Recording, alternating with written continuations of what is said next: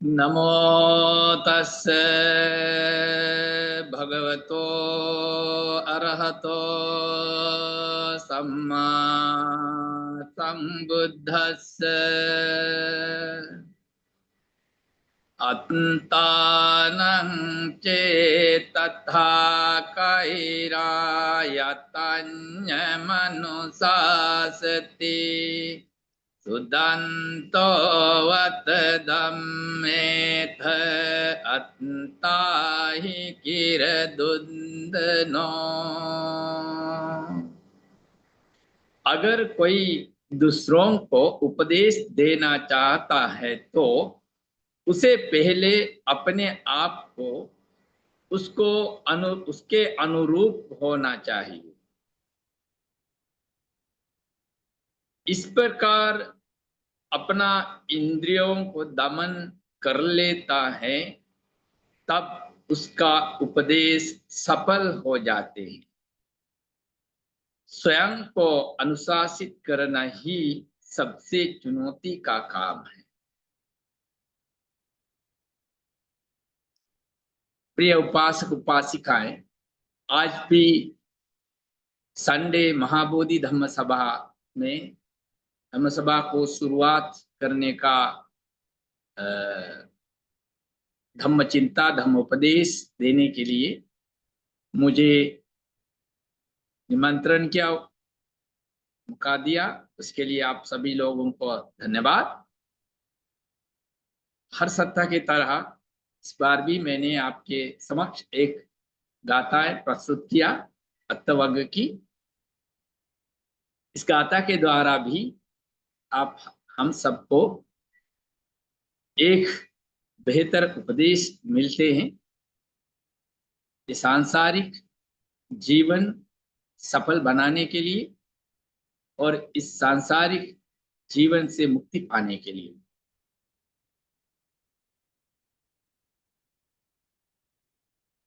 जो हम देखें समाज में बहुत सा लोग जो उपदेश देते हैं, जो अच्छा बुरा के बारे में समझाते हैं और सही गलत के बारे में समझाते हैं, कहते हैं, बताते हैं, लेकिन वो जो बताने वाला बोलने वाला खुद वो चीज पालन नहीं करता है। इसीलिए इस गाथा के द्वारा ये कहते हैं, अगर जो हम बोलते हैं तो वो चीज खुद करते भी है तो ही जो मेरा जो उपदेश है, जो अपना उपदेश दूसरों के लिए फलदायी सफलदायी हो सकता है। अगर खुद को नहीं कर सकता है, खुद को नहीं करते हैं, तो खुद से नहीं होते हुए अन्यों को के द्वारा करवाना चाहते हैं, वो उतना सफल नहीं होता। यही आज का उपदेश। इसीलिए हमें हमेशा ध्यान में रखना है, जो चीज हम दूसरों के द्वारा जो करवाना चाहते हैं, उपदेश देते हैं करने के लिए, वो चीज खुद भी पालन करना है, खुद भी अपना जीवन में उतारना है, तभी उनका सफलता हो सकता है। खुद की और अन्यों की भी सफलता हो सकता है।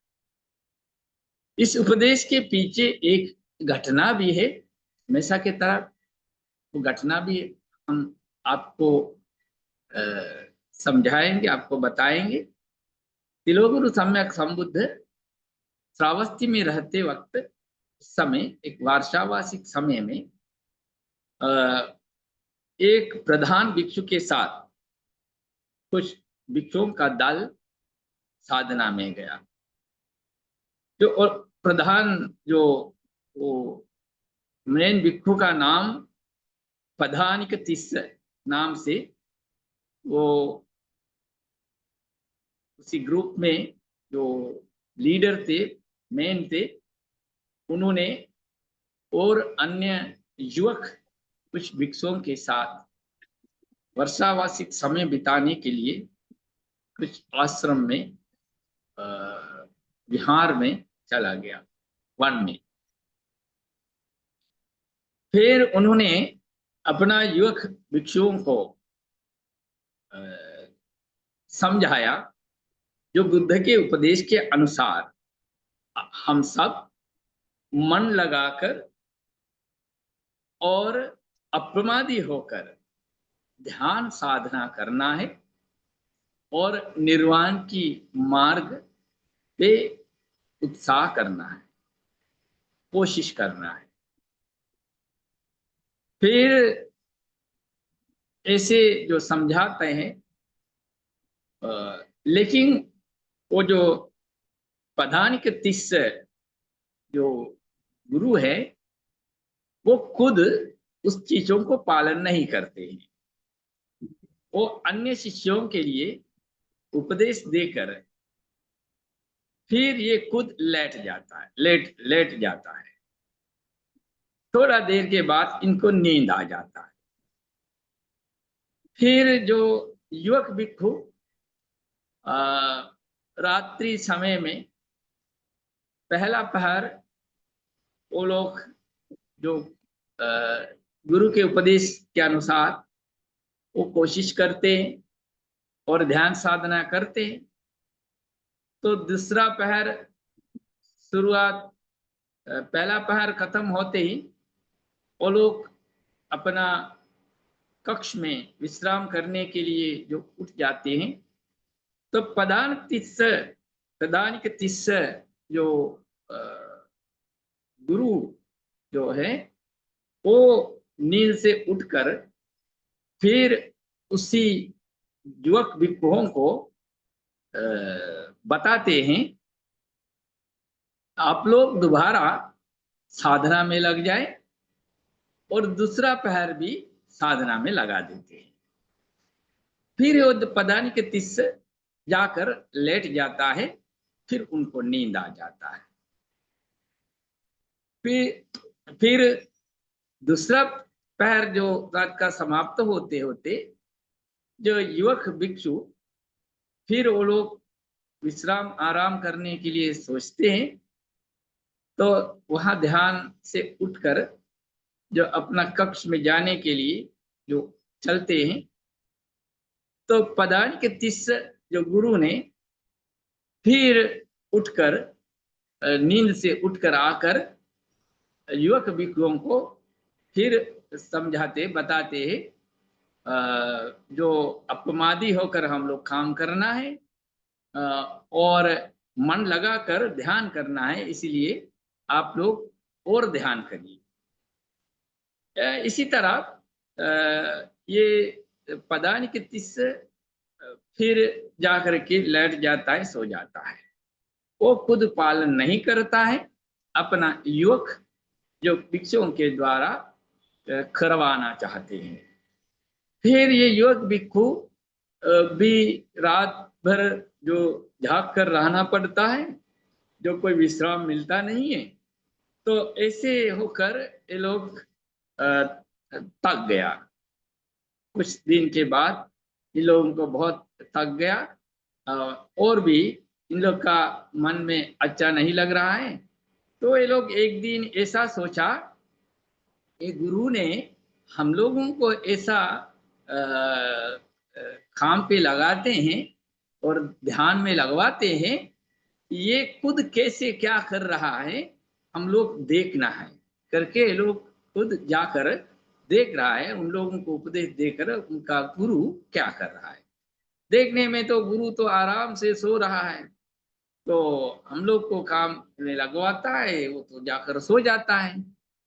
तो इन शिष्यों को, मतलब युवक भिक्षुओं को अच्छा नहीं लगा, और इसी तरह इन लोग चिंता में हो गया, और मानसिक स्थिति में इन लोगों का दुर्बल हो गया, और साधना में कोई भी सफलता मिल नहीं रहा है किसी को भी। फिर ऐसे चलते चलते जो वर्षावासिक 3 महीना खत्म हो गया। खत्म होकर अभी ये युवक भिक्षु मिलकर सोचा जाकर बुद्ध को बताएंगे, हम लोगों को साधना से अभ्यास से कोई भी सफलता नहीं मिली। फिर ये लोग जाकर के बुद्ध के समक्ष बताते हैं, हम लोग 3 महीना तक जो साधना किया था, लेकिन हम लोगों को उससे कोई भी सफलता प्राप्त नहीं हुई। फिर बुद्ध देखते हैं और उन लोग से पूछते हैं, आप लोग को हमने जो समझाया, मन लगाकर जो साधना करना है और अपमादी होकर काम करना है, आप लोग ऐसे ही किया है क्या? फिर ये सुनकर जो युवक भिक्षु ने पूरा सारा जो वहाँ जो घटना हुआ, कहानी सब बताया। जैसे उन लोगों को इसी तरह काम पे लगाते हैं, जो उनका जो बड़ा जो गुरु है, तो वो खुद सो जाता है, वो खुद पालन नहीं करते हैं, हम लोग से केवल करवाते हैं। ऐसे करके बुद्ध के सामने कंप्लेन कर दिया, सारा खुलकर बताया। फिर सम्यक संबुद्ध उस समय समझाता है, अगर कोई इसी तरह जो खुद से जो पालन नहीं करते हैं, अन्यों से पालन करवाना चाहते हैं, उपदेश देते हैं, ऐसा जो उपदेश किसी काम का नहीं होता है और सफलता के ओर लेके नहीं जा सकता है। इसलिए अगर कोई सफलता जो चाहते हैं, तो जो बोलने वाला, समझाने वाला, सिखाने वाला, वो खुद पालन करना है, खुद उसी काम पे लगना है, फिर अन्यों को उपदेश देना है, अन्यों से करवाना है, तभी वो शिष्यों को भी सफल हो जाता है और गुरु का काम भी सफल हो जाता है। ऐसे सम्यक संबुद्ध समझाता है, बताते हैं। उस मौके पर बुद्ध ने एक गाथा का उपदेश दिया, अत्तानं चेतता कैरा यतन्य मनुसासति सुदंतो वत दम्मेथ अत्ता ही किर दुद्धमो। जो इसी तरह जो बुद्ध समझाता है, इसलिए हम लोग भी ध्यान में रखना है, हम लोग भी इसी तरह उपदेश देते हैं, धम्म उपदेश करते हैं। इसी धम्म सभा के द्वारा भी हम भी धम्म उपदेश देते हैं, और अन्य उपासक उपासिकाएं भी बहुत हैं, हमारा मेंबर्स लोग धम्म हम लोग उपदेश देते हैं, धम्म प्रचार प्रसार करते हैं। ये धम्म प्रचार प्रसार जो जैसे सफल होता है, तो उसी का उसका सफलता हम लोग को उसी प्रकार मिलते हैं। जो हम लोग जो बताते समझाता है, वो हम लोग भी जितना हो सकते उतना पालन करना है, उतना उस पे हमारा जीवन उतारना है। हो सकता है पूरा हम लोगों को जैसे जैसे समझाता है उतना कर नहीं सकता, ये भी हो सकता है, लेकिन कोशिश तो कर सकता है, पालन करने के लिए कोशिश करता है। जो शील को पालन करने के लिए कोशिश करता है, शील कभी कभी टूट सकता है, बिगड़ सकता है, लेकिन कोशिश हम लोग छोड़ना नहीं, कोशिश हम लोग करते रहना है। यही है आज का उपदेश और धम्म चिंता। आप सभी लोग धम्म उपदेश, धम्म चिंता बहुत ध्यान से, शांति से जो सुनते रहा, तो इसके जो धम्म सुनने में, धर्म श्रवण की कुशल शक्ति मिल जाता है। आप सब लोगों को भी उसी कुशल शक्ति मिल गई, और सांसारिक जीवन के लिए एक आदर्श आप लोगों को मिल गई, और उपदेश मिल गई। इस सब के द्वारा सबको एक कुशल शक्ति अर्जित हुआ, इकट्ठा हुआ। इस कुशल शक्ति से, कुशल मन से लोग प्रार्थना करते हैं सम्यक संबुद्ध से। आज तक जितना भी ये बुद्ध शासन में धर्म प्रचार प्रसार के लिए जितना भी उपदेश दिया, योगदान दिया, प्रयास किया, उन सभी भिक्षु भिक्षुणी, उपासक उपासिकाओं को शांति प्राप्त हो, और महाबोधि संस्था के संस्थापक बोधिसत्व अनगारिक धर्मपाल जी से लेकर के जितना भी ये महाबोधि संस्था के द्वारा धम्म उपदेश देने और धर्म प्रचार प्रसार के लिए जो योगदान दिया, उन सभी भिक्षु भिक्षुणी, उपासक उपासिकाओं को शांति प्राप्त हो, और वर्तमान में तत्काल में धर्म प्रचार प्रसार के लिए जो योगदान देते हैं हमारे महाबोधि संस्था के महासचिव परम पूज्य शिवली बंती जी से लेकर के अन्य सभी भिक्षु भिक्षुनी और उपासक उपासिकाएं घन, आप सब लोग बहुत मेहनत करते और बहुत योगदान देते हैं और धर्म प्रचार प्रसार के लिए आप लोग सब लगे हैं। आप सभी लोगों को भी प्रार्थना करते आप सब स्वस्थ रहें, सुखी रहें, आप सबको कल्याण होगा और आपका घर परिवारों को भी इस कुशल शक्ति से सबको अपना अपना जीवन और प्रार्थना सफल होगा। सभी लोगों को सम्यक संबुद्ध की बोधि मार्ग में जाकर के सांसारिक दुख अंत करके सबको सुख प्राप्त होगा करके प्रार्थना करते हैं। सब्बेतियो विवज्जन्तु सब्ब रोगो विनश्यतु माते भवन्त्वन्तरायो सुखी दीर्घायुको भव। भवतु सब्ब मंगलं रक्षन्तु सब्ब देवता सब्ब बुद्धानुभावेन सदा सुत्ते भवन्तु ते। भवतु सब्ब मंगलं रक्षन्तु सब्ब देवता सब्ब धम्मानुभावेन सदा सुत्ते भवन्तु ते। भवतु सब्ब मंगलं रक्षन्तु सब्ब देवता सब्ब संघानुभावेन सदा सन्ति भवन्तु ते।